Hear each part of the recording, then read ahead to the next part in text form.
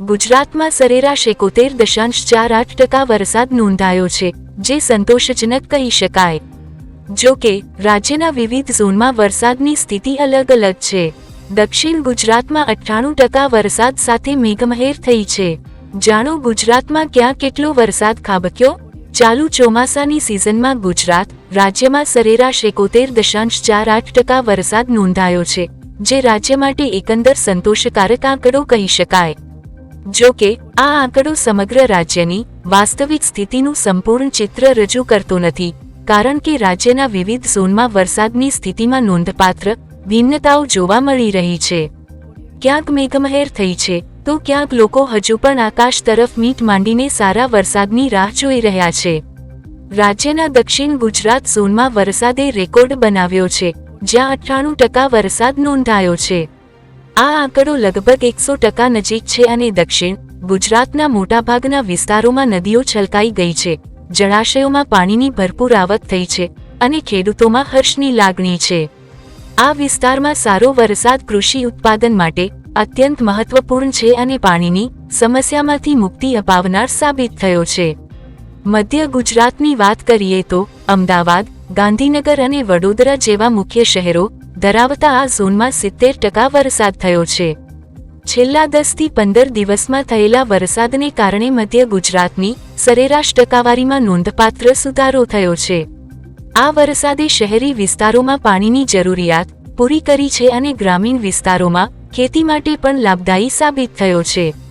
જો કે, રાજ્યના ઉત્તર ભાગમાં વરસાદની સ્થિતિ પ્રમાણમાં ઓછી સંતોષકારક છે.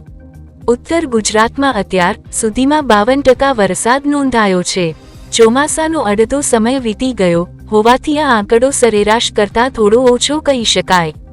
સામાન્ય રીતે 60%થી વધુ વરસાદ સારો ગણાય છે. તેમ છતાં, આ આંકડો ખૂબ ઓછો નથી અને આગામી સમયમાં વધુ વરસાદની અપેક્ષા રાખી શકાય છે. સૌરાષ્ટ્ર ઝોનમાં પણ 54% વરસાદ નોંધાયો છે. છેલ્લા કેટલાક દિવસોથી સૌરાષ્ટ્રના કેટલાક ભાગોમાં વરસાદ થયો છે, પરંતુ હજી પણ અનેક જિલ્લાઓ એવા છે જ્યાં સિઝનનો ભારે વરસાદ થયો નથી. આ કારણે સૌરાષ્ટ્રની સરેરાશ ટકાવારી ઓછી રહી છે અને અહીંના લોકો હજુ પણ સારા અને પૂરતા વરસાદની આતુરતાપૂર્વક રાહ જોઈ રહ્યા છે. ખેતી માટે સૌરાષ્ટ્રમાં પાણીની ઉપલબ્ધતા અત્યંત મહત્વપૂર્ણ છે, પરંતુ સમગ્ર રાજ્યમાં સૌથી ચિંતાજનક સ્થિતિ કચ્છ જિલ્લાની છે. કચ્છ ઝોનમાં માત્ર 29% વરસાદ નોંધાયો છે, જે અત્યંત ઓછો છે. કચ્છ એ રણપ્રદેશની નજીકનો વિસ્તાર હોવાથી ત્યાં પાણીની સમસ્યા હંમેશા રહે છે અને આટલો ઓછો વરસાદ આગામી સમયમાં મોટી મુશ્કેલીઓ ઊભી કરી શકે છે. ખાસ કરીને સિંચાઈ માટે અને પીવાના પાણી માટે ગંભીર સમસ્યાઓ સર્જાઈ શકે છે, કારણ કે આનાથી ડેમ અને અન્ય જળસ્રોતોની સ્થિતિ પર નકારાત્મક અસર પડશે. આમ, ગુજરાતમાં સરેરાશ 71.48% વરસાદ સારો કહી શકાય, જે રાજ્યની જળ જરૂરિયાતો માટે આશાનું કિરણ છે. પરંતુ પ્રાદેશિક અસમાનતાઓને કારણે કેટલાક વિસ્તારોમાં રાહત છે તો કેટલાક વિસ્તારોમાં ચિંતા હજુ પણ યથાવત છે.